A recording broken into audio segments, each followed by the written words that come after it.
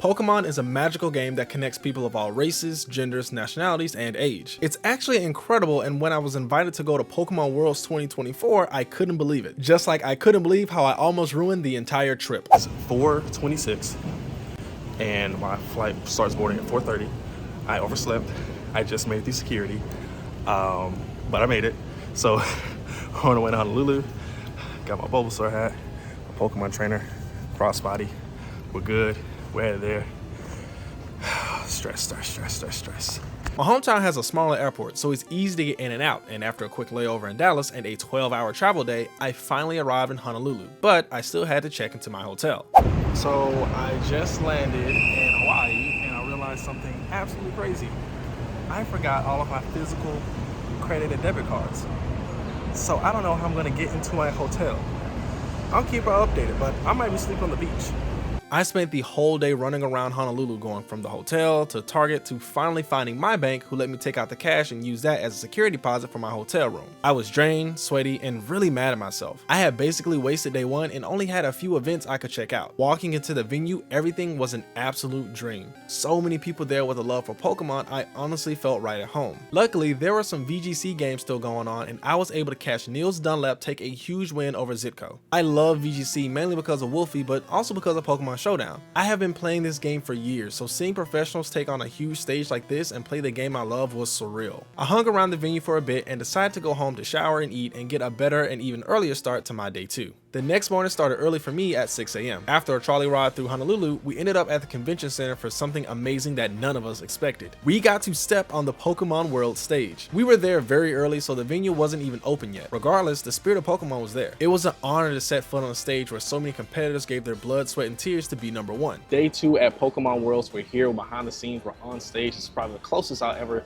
come to being on the stage, but this is amazing. Really excited about the competition. I'm favoring Wolf to win, but we'll see. I was honestly really shocked and honored to have the opportunity to be here. It was finally setting in that I was at Pokemon Worlds where so many people wanted to be and for whatever reason couldn't. And even with my own mistakes, I had made it. This was day 2. After gushing over the coolest thing to ever happen to us, we took a big old group photo and headed to the next big thing, the Pokemon Center. Okay, so this part is a bit controversial. I, like many others, was invited to Pokemon Worlds as an influencer, and as such, I got some privileges that the general public just didn't. Now, I didn't get any special discounts or merch for free or anything. I was just able to go earlier in the day to avoid the whole out of stock issue that we saw online. Yes, I deserve to be there, and yes, I got extra special treatment. If this is frustrating to you, then I apologize, but I worked hard to be here. The store was incredible. It took up the whole 3rd floor, and I didn't expect it to be a maze of Pokemon goodies. Plushies, clothes, trading cards, plushies, live music, skateboards, magic wand balls, plushies, figurines, enamel pins, and you guessed it, more plushies. I bought a Worlds exclusive Riolu because it reminded me of my media badge, and a Bulbasaur for me. And for my son, I got him a My First Battle deck so he and me could learn TCG together. I also got some pins and a few other things for friends. My entire walkthrough of the store took 17 minutes, so I can see how the average shopper was taking a bit longer and holding up the line. I did go back to the store as a regular person right after this visit because I had claimed a time slot before I knew creators would get their own. This ended up being an hour-and-a-half wait, and some of the stuff I wanted was sold out. The restocks were weird to catch, and they weren't after every session. The safest times to go were 9 to 10, but since we were an hour-and-a-half behind, I got in at 11:30. After all that, I was pretty drained, but I still wanted to catch some other things like the TCG Pocket booth. TCG Pocket is the new TCG mobile app coming October 30th, and it's definitely looking like my newest addiction. The app is beautiful with some animations and effects I'm a huge fan of. Marvel Snap got me into mobile card games, so I'm happy to follow up on my addiction with TCG Pocket. Get subscribed because I will be live streaming the release with some huge giveaways. After that, I ran to FedEx to ship some things to friends, found and got a picture with the World 2024 exclusive Scuba Pikachu, and ate some lunch. The last daytime event was the Genki Ball Toss. These balls were made with bioremediation technology to restore the Alloway Canal's ecosystem. Long story short, it's dirty, but the 3,000 balls we made over the weekend will help to clean the canal again. It's really cool that Pokemon partnered with a local project for this active community service, and the best part was seeing all the kids and adults alike yeet these balls into the canal. Hawaii is a beautiful place, but if you don't take care of it, it can quickly not be. By the night of day 2, I was exhausted, but I wanted to see the drone show and go to the event hosted by Red Candy, company, Leonhardt's company. The drone show was amazing. They were able to create these awesome 3D effects and the crowd was really into it. It was my first ever drone show and there's no better way to create a new memory than with Pokemon. It was a really wholesome moment and honestly, I felt bad that my kids weren't there. There were so many families that weekend enjoying Pokemon.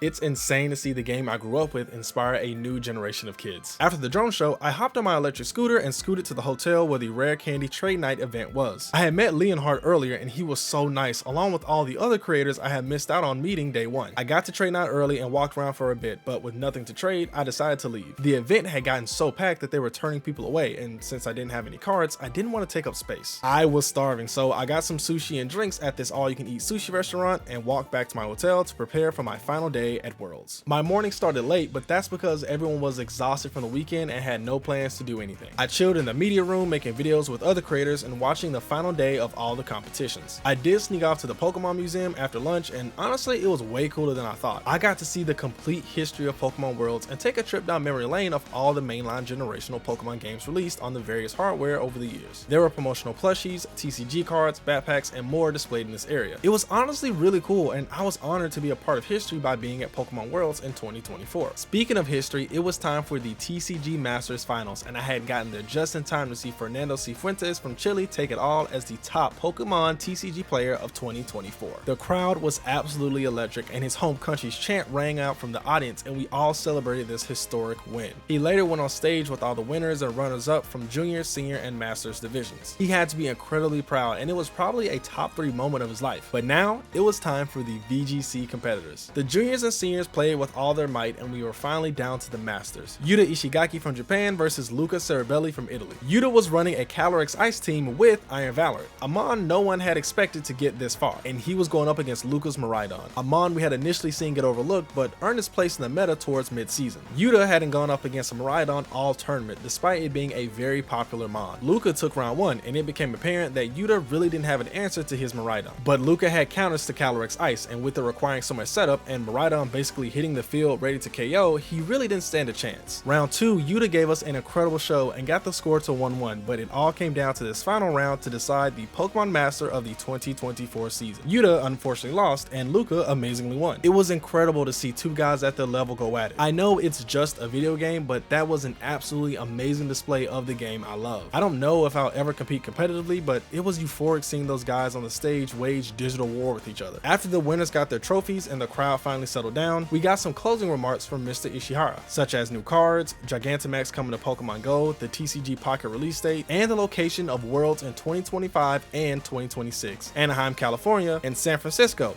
California. Back-to-back Worlds in the US. I can't wait for next year, and now that I have a Worlds under my belt, I know what to expect. After the closing ceremony, I grabbed some shockingly good food from a local Hawaiian 7-Eleven and hopped on a plane looking at a 13-hour travel day. Truthfully, I'm still excited and exhausted from the event, but I will be back next year come hell or high water. Another special thanks to Pokemon for inviting me out to this event and for the hashtag free access. I honestly can't wait to do it all over again.